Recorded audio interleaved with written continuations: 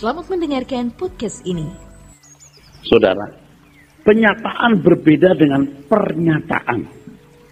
Ya, hanya beda satu huruf, saudaraku.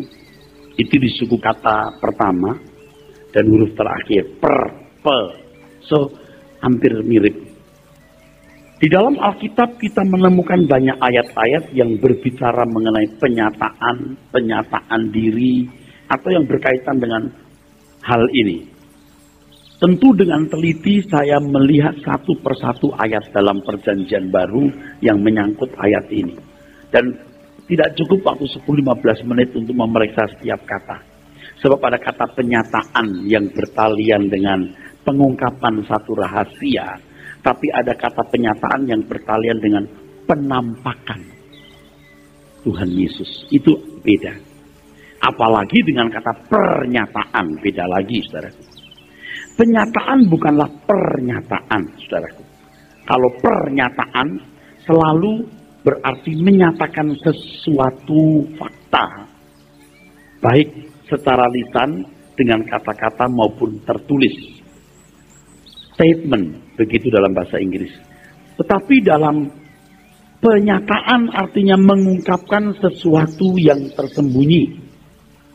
Nah, tadi saya katakan ada kata penyataan yang bertalian dengan pengungkapan suatu rahasia.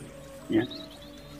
Roh itu memberikan penyataan-penyataan ilahi, memberikan penyataan hikmat. Itu bukan penyataan yang saya maksud atau yang berkaitan dengan parousia. Ini berkaitan dengan parousia. Ingat, saya sudah bicara soal parousia, apa saudara? Parousia adalah hal yang bersangkut paut dengan kedatangan Tuhan yang kedua kali. Sedangkan eskatologi, bicara apa?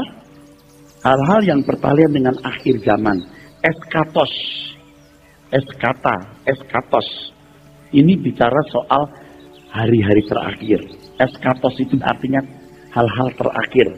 Logia itu artinya ilmu atau studi. Jadi studi mengenai hal-hal terakhir. Kalau parousia mengenai kedatangan Tuhan. Kalau Alkitab bicara soal eskatologi, tidak selalu berkaitan dengan parousia. Ingat, hari-hari terakhir itu bisa terakhir suatu zaman, terakhir suatu masa, bukan akhir dari sejarah dunia. Kalau akhir dari sejarah dunia, itu pasti bersangkut paut dengan parousia. Bapak Ibu bisa memahami? Yang membuat sesat itu begitu, ya. Kalau bertemu dengan kata akhir zaman, selalu saja dikaitkan dengan parousia. Itu yang menjadi sesat. Pada hari-hari terakhir, pembinasa keji berdiri di Yerusalem, itu bukan parousia. Itu nggak bersangkut paut dengan kedatangan Tuhan, itu bersangkut paut dengan hancurnya Yerusalem. Hari terakhirnya Yerusalem. Nah, yang begini mesti saudara cerdas. Pada hari terakhir terunamu akan bernubuat. Itu menunjuk Pentakosta. Awal dari akhir zaman. Bukan akhir dari akhir zaman. Berbeda dengan Lukas pasal 17. Ketika Tuhan berkata pada hari-hari terakhir. Hari-hari anak manusia. Nah, itu parousia. Hari-hari sebelum Tuhan Yesus datang. Saya mau beritahu saudara satu hal yang penting. Oke, harus pelan-pelan ya. Penyataan tidak sama dengan pernyataan. Pernyataan itu kan artinya, saudaraku sekalian, penjelasan dengan kata-kata maupun tertulis suatu fakta. Tetapi ada lagi penyataan yang berkaitan dengan pengungkapan suatu rahasia. Pengungkapan suatu hal yang misteri atau rahasia. Tetapi ada lagi penyataan yang berkaitan dengan parousia. Tuhan akan menyatakan diri. Penyataan Tuhan Yesus. Ini parousia. Nah, saya harus teliti melihat ayat demi ayat dalam perjanjian baru, saudara. Penyataan yang merupakan pengungkapan suatu rahasia dan penyataan yang berkaitan dengan parousia. Nah, yang kita sekarang pelajari ini penyataan yang berkaitan dengan parousia, bukan penyataan yang berkaitan dengan pengungkapan suatu rahasia. Nah, ada lagi yang membingungkan. Ini maksudnya penyataan pengungkapan suatu rahasia atau parousia. Ada satu ayat ketika tertulis, aku nasihatkan ini demi penyataan dan kerajaan yang akan datang. Waduh, ini penyataan maksudnya pengungkapan rahasia atau parousia. Bingung gitu. Nah, ada yang begitu, tapi itu tidak perlu saya persoalkan karena tidak terlalu signifikan. Nah, kalau bicara soal parousia, saudara, ini kan seperti orang kuliah ya, saudara. Kalau Anda bicara soal parousia, ini bicara soal kedatangan Tuhan Yesus, namanya ini parousia, saudara. Nah, kalau di Alkitab kita menemukan kata akhir zaman, zaman akhir, hari-hari terakhir, saudara, itu tidak selalu bertalian dengan parousia. Ya, kalau Alkitab ada kata hari terakhir, akhir zaman, tidak selalu berkaitan dengan parousia. Hari terakhir di situ maksudnya terakhir suatu masa. Berakhirnya kota Yerusalem, berakhirnya suatu dekade, itu bisa akhir zaman juga. Tapi zaman itu, kalau saudara membaca di kitab Wahyu kan Tuhan berapa kali berkata kepada jemaat ya, jemaat, aku segera datang, aku akan segera datang. Segera datangnya itu segeranya untuk orang waktu itu, bukan segeranya untuk kita. Segeranya untuk orang waktu itu. Nah, kalau kita baca dengan kurun waktu, bisa-bisa kalau untuk kita ini hari-hari terakhir, saudara. Bisa. Tapi saya tidak berani memastikan. Jadi kalau bicara soal parousia, pasti kedatangan Tuhan. Kalau eskatologi, itu hari terakhir, tidak selalu bicara soal parousia. Nah, yang bikin sesat itu di situ, saudara. Yang bikin sesat itu di situ. Kalau bicara soal akhir zaman selalu dikaitkan dengan parousia. Jadi ngawur sekali, saudara. Kalau sekarang ini orang berkata tanda-tanda kedatangan Tuhan, gempa bumi, bencana alam, perang, itu sudah dari dulu. Sejak kuda-kuda itu, betul? Nih pertemuan keberapa itu kuda-kuda ya? Kedua, kuda-kuda. Itu sudah mulai berjalan. Nah, kalau bicara soal akhir zaman itu mulainya kapan? Sejak Tuhan Yesus naik ke surga. Nih, saya ingatkan supaya saudara mengerti. Ya, begini saudara, perhatikan.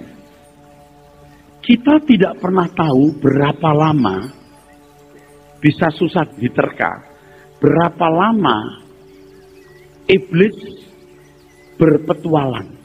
Lucifer, Hillel bin Sa'ahar, ya, the morning star, Lucifer itu beroperasi. Kita tidak tahu. Bisa ribuan tahun, jutaan tahun, miliaran tahun, bisa triliun tahun. Kita tidak pernah tahu. Kalau saudara mau mengerti soal Lucifer, Anda mendengar CD khotbah mengenai Lucifer ini. Lucifer yang jatuh, maaf. Iblis tidak berhak menyandang kata Lucifer sebenarnya. Lucifer itu bintang timur, itu gelar yang akhirnya direbut oleh Tuhan Yesus. Tuhan berkata, akulah bintang timur yang hilang gemilang, saudaraku. Ya, iblis ini, Lucifer yang jatuh ini, kita nggak tahu berapa juta tahun, berapa ratus tahun, berapa miliar tahun, berapa triliun tahun. Dia tidak bisa diusir dari surga, dari himpunan malaikat-malaikat yang adalah anak-anak Allah. Maka zaman Ayub, saudara bisa membaca, iblis bisa ada di hadapan Allah bersama dengan malaikat-malaikat. Tapi saat Yesus mati di kayu salib, dia tidak mendapat tempat lagi. Itu Wahyu 12. Dia tidak mendapat tempat lagi di surga. Yang mengalahkan itu darah Yesus Kristus. Nah, Tuhan Yesus naik ke surga. Begitu Tuhan naik ke surga, saudaraku, begitu Tuhan Yesus naik ke surga, ya, iblis turun. Dia nggak ada tempat lagi. Nah, itu mulai akhir zaman, saudara. Makanya kalau saudara membaca di dalam Kisah Rasul, coba dibaca dulu agar ini menjadi satu pemahaman. Kisah Rasul, saudaraku, pasal 2. Saudara bisa menemukan bagaimana Roh Kudus menuangi mereka. Dan itu adalah nubuat Nabi Yoel. Ya, seperti kitab suci katakan. Ayat 15, 16, 17. Coba 17 saja kita baca dulu. Akan terjadi pada hari-hari terakhir, demikianlah firman Allah, bahwa aku akan mencurahkan rohku ke atas semua manusia, maka anak-anakmu laki-laki dan perempuan akan bernubuat, dan teruna-terunamu akan mendapat penglihatan-penglihatan, dan orang-orangmu yang tua akan mendapat mimpi. Oke. Maaf, 15-16 dibaca. Orang-orang ini tidak mabuk seperti yang kamu sangka, karena hari baru pukul 9. Tetapi itulah yang difirmankan Allah dengan perantaraan Nabi Yoel. Itu sudah akhir zaman. Nah, saya kira banyak saudara yang masih memahami bahwa akhir zaman itu nanti atau mulai sekarang. Tidak, mulai dulu. Mulai dulu. Mulai sejak Tuhan Yesus naik ke surga. Saya kira tidak sedikit hamba Tuhan yang belum memahami hal ini atau tidak memahami hal ini. Akhir zaman itu bukan nanti atau mulai sekarang, tetapi sudah sejak Tuhan Yesus naik ke surga, turun, Lucifer itu dibuang. Nah, di sini saudara, Roh Kudus turun mendampingi kita menghadapi kuasa kegelapan. Ini sebenarnya penjelasan ini masih ada ekornya, ada pernik-perniknya yang mengganjal di pikiran saya. Tapi saya kalau bicara takut menyimpang. Jadi sebenarnya pertempuran melawan Lucifer yang jatuh itu bukan hanya Tuhan Yesus, kita juga. Tuhan Yesus naik ke surga, kita yang berperang. Roh Kudus taruh dalam diri kita. Jadi ketika anak Allah itu turun, penuh kasih karunia, dia melawan kuasa kegelapan, dia menang. Sekarang Tuhan Yesus naik, Roh Kudus ditaruh di dalam diri kita. Kita yang lawan Lucifer. Menang gak? Menangnya itu dengan cara apa? Bukan begini, dalam nama Yesus setan keluar, terus set keluar, hehehe, kalah tuh setan apa gua. Setan yang diusir dalam diri orang itu setan-setan kelas kopral, saudara. Setan gelandangan, saudara. Kalau orang kemasukan setan yang ekspresinya menderik-menderik gitu, begitu setannya diusir, dia sadar, lalu dia berkata begini, ini sudah berkali-kali, sering sekali. Orang itu baru sadar lalu berkata, ada apa sih ini? Ada apa? Dia nggak sadar, saudara. Memang dia punya kesadaran diambil, tetapi pikirannya nggak bisa diatur oleh si iblis. Yang membahayakan itu kalau pikiran orang bisa diatur, filosofinya diatur, dirubah. Memang dia nggak mendelik-mendelik, tapi sikap, tindakan, pilihan, dan keputusannya sesuai dengan keinginan Lucifer. Ya, tidak membuat dia membunuh atau melakukan perbuatan amoral, tidak. Jadi manusia baik-baik tapi tidak seturut kehendak Allah. Nah, orang percaya dengan Roh Kudus, ini makin berat ya kita ikut Tuhan ini, setelah sadar ini. Kita itu terus bertempur, saudaraku. Sampai Tuhan datang kembali nanti di sini. Nah, ini namanya penyataannya. Dengan malaikat, dengan orang-orang saleh atau orang-orang kudusnya. Nah, ini sekarang kita harus bertempur membuktikan iblis salah, bahwa ada pribadi yang taat seperti Tuhan Yesus dan juga seperti saya. Nah, ini berat. Anda masih bersama saya? Ini berat. Nah, kalau Tuhan datang, Tuhan akan mengangkat orang-orang yang memiliki kehidupan seperti Tuhan Yesus. Kolose 3 ayat 4. Ini salah satu kata ya yang di dalam bahasa Yunani kita menemukan kata phaneroo atau epiphaneia, penyataan, saudaraku. Oke, silakan. Apabila Kristus yang adalah hidup kita menyatakan diri kelak, kamu pun akan menyatakan diri bersama dengan Dia dalam kemuliaan. Menyatakan diri. Ulangi itu, Pak. Oke, bagus sekali. Apabila Kristus yang adalah hidup kita menyatakan diri kelak, kamu pun akan menyatakan diri bersama dengan Dia dalam kemuliaan. Tuh. Ketika Tuhan menyatakan diri, kita akan menyatakan diri bersama dengan Dia. Itu penyataan Tuhan. Kalau Tuhan datang, kita akan bersama-sama dengan Dia. Baca dulu ayat yang pertama. Kalau ayat pertama nggak dibaca, nggak bisa nyambung. Ayo, silakan. Karena itu, kalau kamu dibangkitkan bersama dengan Kristus, carilah perkara yang di atas, di mana Kristus ada, duduk di sebelah kanan Allah. Terus? Pikirkanlah perkara yang di atas, bukan yang di bumi. Sebab kamu telah mati, dan hidupmu tersembunyi bersama dengan Kristus di dalam Allah. Terus? Apabila Kristus yang adalah hidup kita menyatakan diri kelak, kamu pun akan menyatakan diri bersama dengan Dia dalam kemuliaan. Saudara, kiranya apa yang kita dengar ini menjadi motivasi, menginspirasi kita untuk serius ikut Tuhan. Nah, penyataan. Ketika Dia menyatakan diri, penyataan. Saudara, ini pengertiannya penampakan, pemunculan. Ya. Ini kalau dalam bahasa Yunani kita menemukan kata penyataan itu, paling tidak ada 3. Maaf, bukan paling tidak, memang ada 3. Saya nggak menemukan yang lain. Yang pertama, ini yang digunakan di dalam Kolose pasal 3 tadi. Phaneroo. Phaneroo. Phaneroo. Ya. Phaneroo. Ini terdapat pada Kolose 3 ayat 4. 1 Timotius 6 ayat 14. 2 Timotius 4 ayat 1. Titus 2 ayat 13. 1 Petrus 1 ayat 20.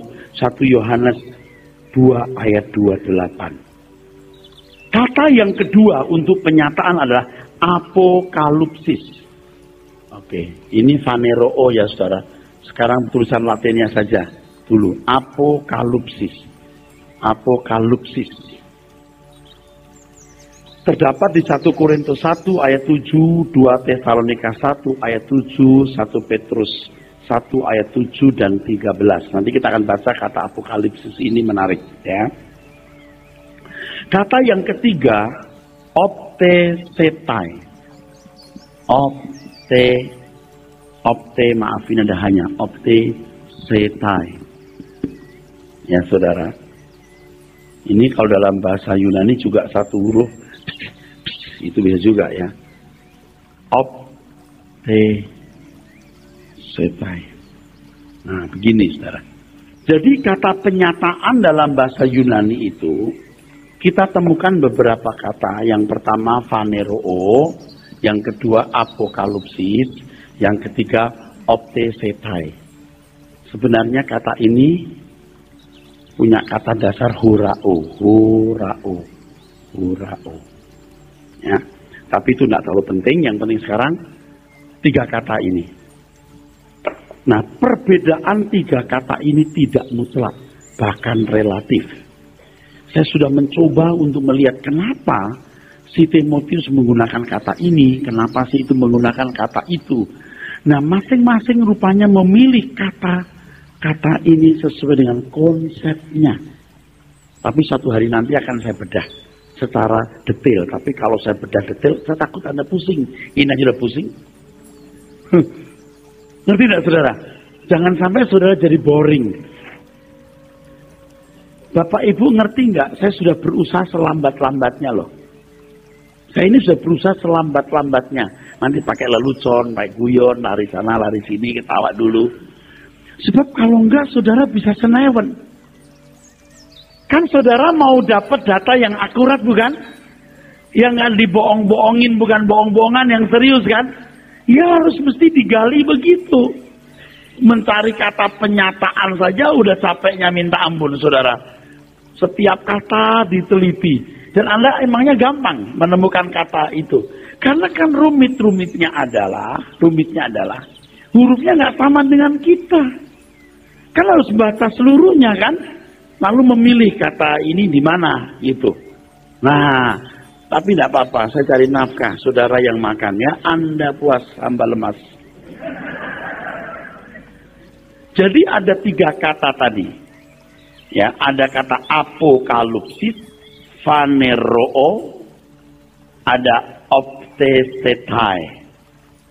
Nah, kalau kata phaneroo rupanya memiliki pengertian selain penampakan, juga berarti declare, mendeklarasi. Wah, itu paling bagus.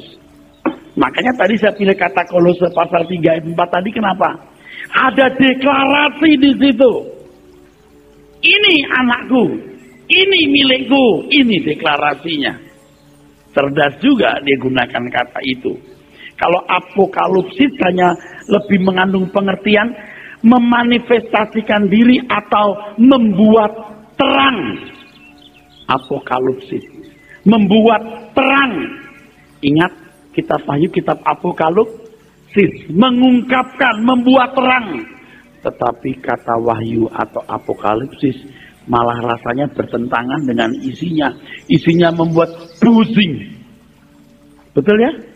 Ironi ya? Nama kitabnya Apokalipsis, artinya membuat terang. Tapi justru bertentangan dengan isinya, membuat pusing. Itu bagi orang yang pusing. Bagi orang yang ngerti pasti tidak pusing, terang. Pada waktu 7 jemaat mendapatkan surat dari Tuhan Yesus, tidak mungkin tidak dimengerti, suruh dibacakan di depan jemaat kok. Kalau orang pusing dengernya, baru berapa lembar udah gini.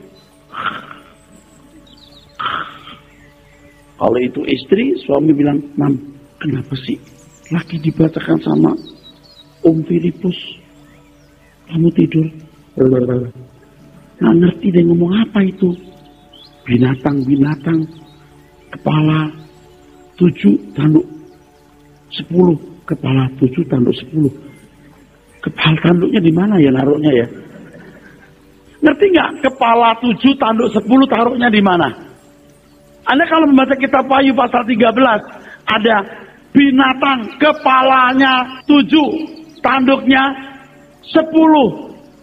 Nah, saya melihat penafsir akhir zaman, gambar binatang kepalanya 7. Nggak jelas tanduknya taruh di mana. Harus dipahami dengan benar, saudaraku. Ya.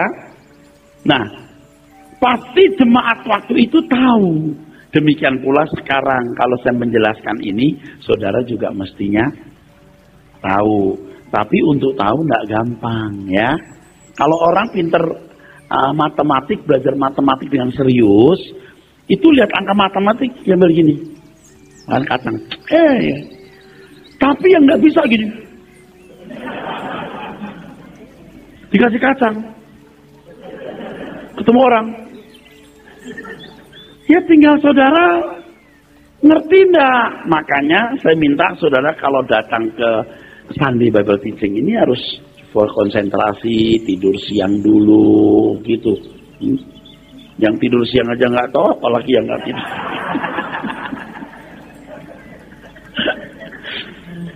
Oke, saya ulangi ya saudara. Phaneroo. Yang kedua apa tadi? Kalupsis. Yang ketiga apa saudara? Optesetai. Yuk, kata-kata ini juga punya keistimewaan, Pak. Itu hebat. Yang pertama, phaneroo itu juga berarti mendeklarasi. Apokalipsis juga mengandung pengertian memanifestasikan diri atau membuat terang. Sedangkan optesetai ini mengandung pengertian mengungkapkan suatu pengertian, mengungkapkan suatu rahasia, satu understanding. Kita baca ya, Ibrani 9 ayat 28, saudara. Itu dikata optesetai. Ya. Demikian pula Kristus hanya satu kali saja mengorbankan dirinya untuk menanggung dosa banyak orang. Terus? Sesudah itu, ia akan menyatakan dirinya sekali lagi tanpa menanggung dosa untuk menganugerahkan keselamatan kepada mereka yang menantikan dia. Nah, kalimat itu digunakan ini, optesetai. Nah, kata ini satu-satunya di dalam ini Ibrani 9:28 ini, saudara. Kenapa tidak digunakan kata apokalipsis atau phaneroo yang banyak? Kalau tadi saya katakan apokalipsis, phaneroo itu ada di banyak ayat. Tetapi kata optesetai hanya di Ibrani 9:28. Jadi ketika Tuhan menyatakan diri, di sana juga ada sesuatu rahasia yang diajarkan atau diberitahukan.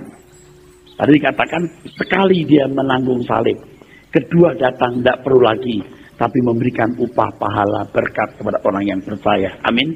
Nah, tekanannya pada pengertian. Itu hebatnya Alkitab itu di situ, saudara. Maka pusing juga saya membaca kenapa di sini ada apokalipsis, di sini phaneroo. Kenapa nggak sama saja? Enggak.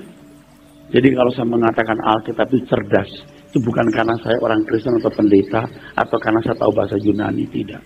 Betul-betul cerdas. Saya tidak ngarang, saudara. Saya beberapa kali, bahkan bisa dikatakan agak sering, kalau saya menemukan kebenaran, air mata saya jas-jas keluar. Mengembang. Kadang saya sesak kayak mau nangis, ya memang mau nangis. Jadi gitu, aduh ini firman luar biasa. Kayak orang itu lagi gali tambang tiba emas gitu loh, saudaraku. Amin. Nah, saudara kan nggak nyari kayak saya yang sampai jam 1 pagi tinggal dengerin. Oh, amin, amin, amin. Anda puas. Saya gemas. Coba kata penyataan di mana Tuhan menampakkan diri itu saja sudah 3 kata ini dan masing-masing punya pengertian khusus. Bayangkan, saudaraku. Hebatnya itu. Jadi khotbah akhir zaman itu tidak bisa sekali ketemu ya udah. Tidak bisa, harus diurai secara detail. Baru clear. Setelah ini Anda nggak perlu dengar lagi macam-macam. Nggak bisa dibohongin lagi. Begitu tuh akhir zaman. Ini kita belum bicara yang lain-lain. Tapi tidak apa-apa. Jadi tadi pengertian-pengertian khususnya sudah saya beritahukan. Ya, kalau phaneroo ini mengandung deklarasi. Kalau apokalipsis mengandung sesuatu yang dibuat terang, memanifestasikan sesuatu. Kalau optesetai menunjuk atau mengandung pengertian, mengungkapkan suatu pengertian. Ya. Mengandung pengertian, mengungkapkan suatu pengertian, gitu. Oke. Nah, kalau dipertanyakan, apakah peristiwa penyataan ini menunjuk kepada ucapan malaikat dalam Kisah Rasul pasal 1 ayat 11? Coba kita baca. Kisah Rasul pasal 1 ayat 11. Dan berkata kepada mereka, hai orang-orang Galilea, mengapakah kamu berdiri melihat ke langit? Yesus ini yang terangkat ke sorga, meninggalkan kamu, akan datang kembali dengan cara yang sama, seperti kamu melihat dia naik ke sorga. Nah, itu loh penyataan di situ. Kisah Rasul pasal 1 ayat 11, itu mengungkapkan, saudaraku sekalian, penyataan Tuhan ini. Bahwa dia yang naik ke surga akan nampak dengan cara yang sama. Kita tidak tahu bagaimana caranya karena bumi bulat. Yang dilihat orang Hawaii, nggak dilihat orang Wonogiri. Apalagi orang Tarutung dan Baligi. Tetapi pasti ini akan bisa dilihat. Sebab kalau saudara membaca Wahyu pasal 1 ayat 7, semua mata memandang dia yang tertikam. Semua mata. Nah, ini nanti akan kejawab bagaimana caranya. Apakah lewat satu media televisi, internet atau sejenisnya, atau bagaimana? Tapi pasti akan kelihatan. Seperti mereka melihat Tuhan Yesus naik ke surga, mereka juga melihat Tuhan akan datang. Tolong ini diingat, ini hukum. Ini penting. Ketika Tuhan naik ke surga, Tuhan itu naiknya itu fisik. Dan banyak orang ngelihat, memandang ke atas, begitu kan? Jadi saksi, dia naik beneran. Dia nggak menghilang. Yang menghilang itu kuntilanak. Hantu. Tiung, sep, hilang. Tuhan nggak menghilang, dia naik. Ada arah yang dituju. Nanti kita pun juga akan naik. Bayangkan kalau sampai bumi dihancurkan lalu Anda nggak naik.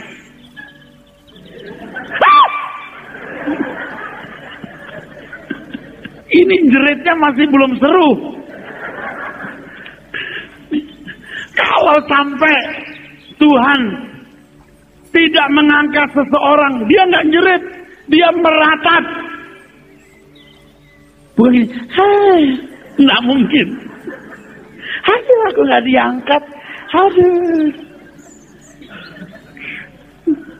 kayak amfibi lu, darat bisa, air bisa, waria maksudnya. Nggak mungkin. Wah, itu nggak bisa dibayangkan itu tangisannya. Saya jujur ngomong ya saudara, saya sering tuh, apalagi sekarang itu makin sering loh, lebih banyak stres, frustasi gitu. Lihat orang dengar khotbah duduk begini. Saya tahu dia nggak bertobat. Sungguh, saya tahu orang ini nggak bertobat. Enggak. Apalagi orang-orang yang berduit gitu. Dia pikir ya, itu satu ide saja. Diterima boleh, nggak diterima boleh. Ya memang begitu, you bebas. Tapi celaka sekali kamu. Celaka sekali. Celaka dia. Kita itu mestinya sekarang ini sungguh-sungguh. Khotbah tadi itu ada satu rahasia yang bagus yang saya kasih tahu. Pengen tahu nggak? Dari khotbah tadi pagi ada satu hal yang membuat saya itu bersyukur. Kan saya tadi ngomong begini dari pagi. Kenapa Paulus menulis, aku berusaha untuk berkenan, baik dalam tubuh ini maupun di luarnya. Saya nggak seneng ayat itu sebenarnya. Cuman karena saya nggak berani melawan aja. Dalam hati maksudnya itu. Di dalam tubuh ini maupun di luarnya berusaha berkenan. Cuma maksudnya apa coba? Baik aku diam dalam tubuh ini maupun di luarnya. Ngapain mesti ngomong begitu? Ya dalam tubuh ini. Kalau di luarnya jadi hantu apa-apa. Coba, dari dulu saya nggak ngerti maksudnya itu. Sekarang saya tahu. Kalau di luar tubuh ini artinya pakai tubuh kemuliaan, setuju? Berkenan juga. Kalau orang hidup untuk Tuhan sekarang, dia pasti hidup untuk Tuhan juga nanti. Kalau orang berkenan kepada Tuhan hari ini, sekarang, dia juga berkenan di depan Tuhan nanti. Anda nggak bisa tidak berkenan sekarang, nanti berkenan. Nggak bisa. Hidup suka-suka, sembrono suka-suka, lalu mati. Mudah-mudahan diterima di sisi. Nggak bisa. Mudah-mudahan diterima di sisi Allah. Nggak bisa. You bener dulu hari ini. Yakin bener dulu. Baru nanti you bisa. Kayak ulangan matematik. Bisa nggak? Bisa. Kok tahu? Semua soal sudah saya latih-latih om. Bisa om. Tapi kan nggak belajar rajin. Tanya bisa nggak? Ya mudah-mudahan berkat Tuhan. Nggak bisa begitu. Kalau hari ini sudah tidak hidup untuk Tuhan sungguh-sungguh, nanti nggak bisa. Paham saudara? Selalu untukku, selalu untukku. Yang begini gimana mau hidup Tuhan? Segenap hidupku adalah milikku, untuk kemuliaanku. Sampai ku tua nanti, takkan di surga nanti, selalu untukku. Kalau sampai pengangkatan, Tuhan datang, saudara tidak bisa, Tuhan aku. Tuhan bilang, aku tidak kenal kamu. Ya Tuhan masa tidak kenal aku? Jangan so akrab lu, sotoy lu, sok lu. So akrab. Saya kadang-kadang ketemu orang so akrab sama saya nggak ngerti. Hei Pak Eras, apa kabar? Ya. Kan bangga sedikit pendeta, kenal pendeta besar katanya. Padahal yang besar badannya ini. Saya harap jiwa saya juga besar. Hei Pak Eras, apa kabar? Gimana pelayanan? Sopo ya kamu? Aduh. Lebih nek lagi kalau apa kabar terus jalan pakai rangkul gini. Ya jadi gimana kita? Saya sudah, ya bukan sering, sudah beberapa kali ketemu orang yang so akrab sama saya. Apa kabar? Saya nggak kenal. Saya mau ramah tapi munafik. Mau nggak ramah nggak enak. Apa kabar ya? Ya. Oh pastor, harddisk otak saya kerja besar. Besar untuk nggak copot. Gua kagak kenal. Lu siapa? Wobujin sanyi. Haya. Saya nggak kenal lu siapa. So akrab lagi. Bayangkan kalau Tuhan Yesus datang. Ya Tuhan, oh Tuhan Yesus. Tuhan bilang, lu siapa? Malaikat tabok mulutnya.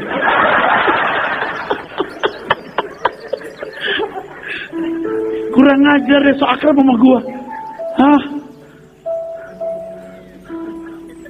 Saya mau nanya kepada saudara, hari ini saudara akrab gak dengan Tuhan? Tuh. Kalau ditanya gitu pura-pura nggak tahu gini.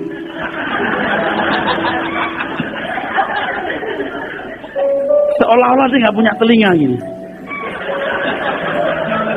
Dia berkata kepada sebelahnya, tadi ngomong apa pendeta itu?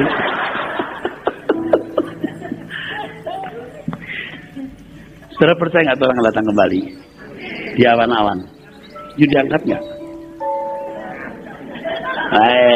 Gak jelas gitu. Enggak. Nggak yakin sama Tuhan diangkat atau tidak, nggak sungguh-sungguh. Nanti pulang gila lagi sinetron, gila lagi tontonan, dugem lagi. Gimana sih? Lu maunya apa? Lu maunya itu? Diangkat nggak? Diangkat nggak ya? Ini bahaya saudara. Kadang-kadang yang lagu-lagu rohani itu mengesankan orang akrab sama Tuhan. Yang itu loh yang bagai tanah gersang menanti datangnya hujan.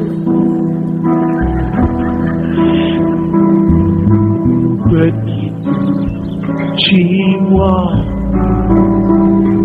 Tuhan, cuman cangkem tok di gereja, mulut doang. Kalimat depannya gimana? Seperti rusa yang haus, rindukan langsung naik. Wah hebat bener nih sekarang. Aduh, hatiku tak. Bohong, nggak tahu. Ini loh kadang-kadang kita itu diajak nyanyi terus kita cuma berperan apa munafik. Munafik itu hipokrites. Munafik itu sebenarnya dalam bahasa munafik. Ini bahasa Yunaninya hipokrites. Artinya orang yang memainkan peranan. Jadi kalau panggilan hari-hari namanya misalnya Endang gitu. Nanti di panggung namanya Sri Kandi.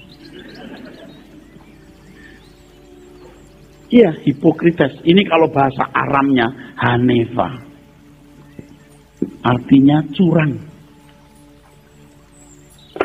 Nah kita tuh dilatih curang di gereja. Lagunya bagus-bagus. Bagai tanah gersang menanti dekat. Gila bener. Hai, ya. Akrablah sungguh-sungguh, jangan so akrab saudaraku sekalian. Jangan so akrab. Ya. Tuhan pasti datang kembali seperti perkataan malaikat itu. Dan kita akan diangkat bersama-sama dengan Tuhan di awan-awan. Demikianlah kita selama-lamanya di surga. Nah, kedatangan Tuhan ini sekaligus merupakan akhir sejarah dunia. Tadi kita baca Ibrani 9 ayat berapa tadi? 28. Dibaca lagi. Demikian pula Kristus hanya satu kali saja mengorbankan dirinya untuk menanggung dosa banyak orang. Sesudah itu, ia akan menyatakan dirinya sekali lagi. Sekali lagi. Bahasa Yunaninya hapak. Saya bukan sok bisa bahasa Yunani lalu mentang-mentang nulis. Enggak. Supaya Anda yakin begitu tulisannya. Sekali itu sekali tok. Hapak. Kalau dalam tulisan Yunaninya saudara akan menemukan begini. Hapak. Hapak itu artinya sekali lagi. One. Bukan dua atau lebih. Pernyataan ini penting untuk menunjukkan bahwa ia datang untuk mengakhiri sejarah dunia dan petualangan iblis.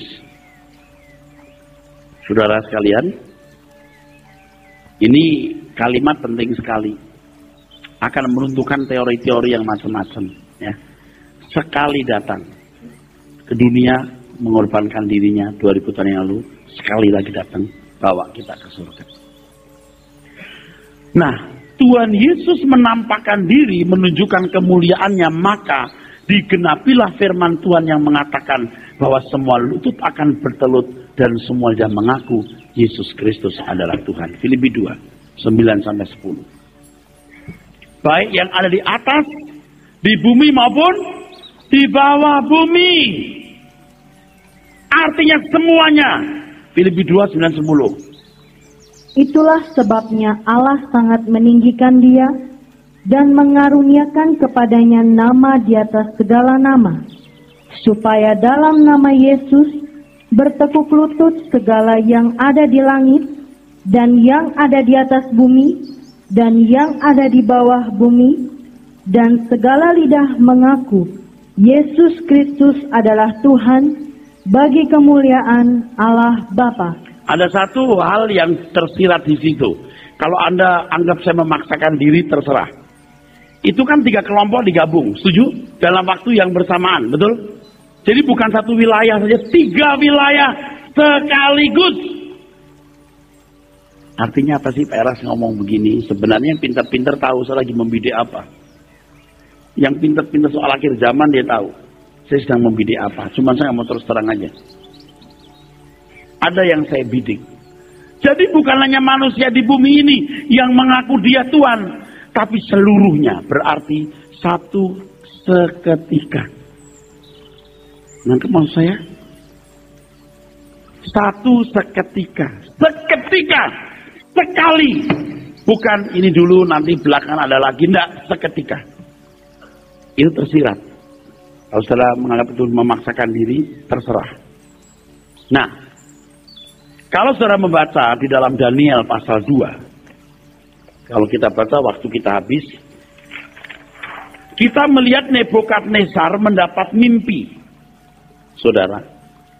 Oke? Mendapat mimpi. Dan mimpi Nebukadnezar itu merupakan sebuah nubuat. Ia melihat patung yang kepalanya emas. Ini kepala emas.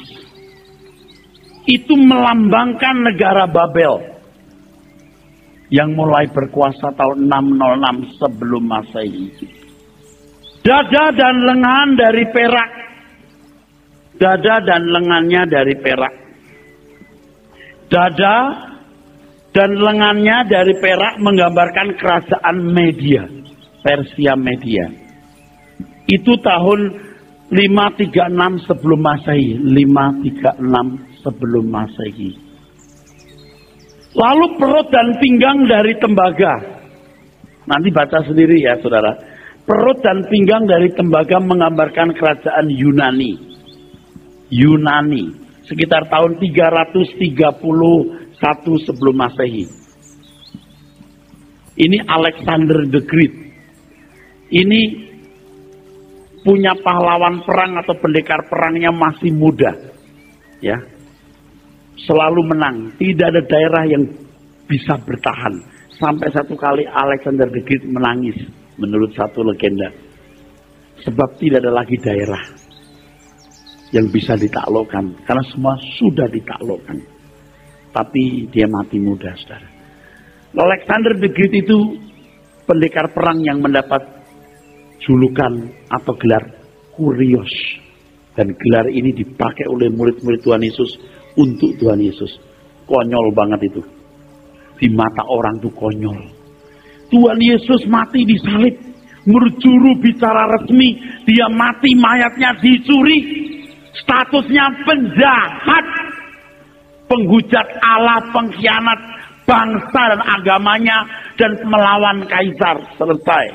Tapi murid-muridnya menyebut dia Kurios, yang artinya master, majikan, tuanku, penguasa, sejajar dengan kata Adonai. Konyol. Saudara, kalau hidup pada zaman itu, lihat murid-muridnya Tuhan Yesus, konyol, saudara. Melihat pengikut Tuhan Yesus, konyol. Lah Tuhan mati cara begitu, orang mati cara begitu, kamu kasih gelar Kurios, gelar yang dimiliki Alexander the Great. Tapi saudara, gelar itu sampai hari ini masih dipakai. Itulah sebabnya kaisar-kaisar Roma marah. Decius, Diocletianus, Domitianus, Kaisar Nero marah. Karena dianggap melawan mereka. Mereka menantikan raja yang akan datang atau kaisar yang akan datang. Kaisar-kaisar zaman dulu mengaku sebagai keturunan dewa. Ada misbah-misbah di mana masyarakat harus memberikan penghormatan. Orang Kristen paling tidak mau. Lebih baik mati, dipancung, dimasukkan kandang binatang. Mereka tidak keberatan. Coba, hebat. Terutama Kaisar Nero itu ceritanya paling seneng, guys. Itu kalau baca Kaisar Nero punya sejarah paling gila itu. Dia bakar kota Roma, dituding orang Kristen yang bakar. Sementara itu dia dengan telanjang menari di istana, di atas istananya. Bayangin, sah. Cuman karena dia mau memperluas istananya, daerah kumuh di mata dia mau digasak untuk membangun istana. Gila itu si Kaisar Nero. Jadi orang Kristen itu dianiaya oleh orang Roma, masyarakat Roma plus orang Yahudi yang membenci Tuhan Yesus. Sengsara, bener.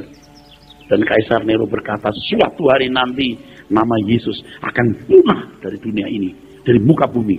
Kaisar Nero, nama Nero akan berkibar di seluruh dunia. Hari ini nama Nero, nama anjing. Nero. Jadi saya sarankan Anda punya anjing, kasih nama Nero. Tapi Tuhan Yesus namanya berkibar, Kurios. Kita teruskan dengan paha, ya, paha dari besi. Ini paha. Ini Roma, tahun 64 sebelum Masehi. Ini mulai berjaya. Sebelum Masehi, 64. Lalu kaki dan jari-jarinya. Ini hari ini, saudara. Atau sekarang. Ada negara kuat, ada negara lemah. Karena jari-jarinya dari besi, tanah liat, campuran hari ini. Lalu ada batu yang bukan oleh tangan manusia menghancurkan ini. Dan batu itu membengkak di seluruh alam semesta. Tuh hebat.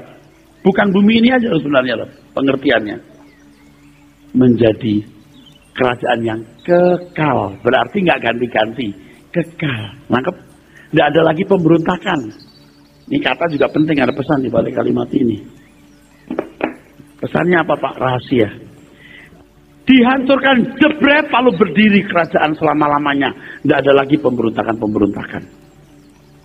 Jebret, selesai. Betul, saudara?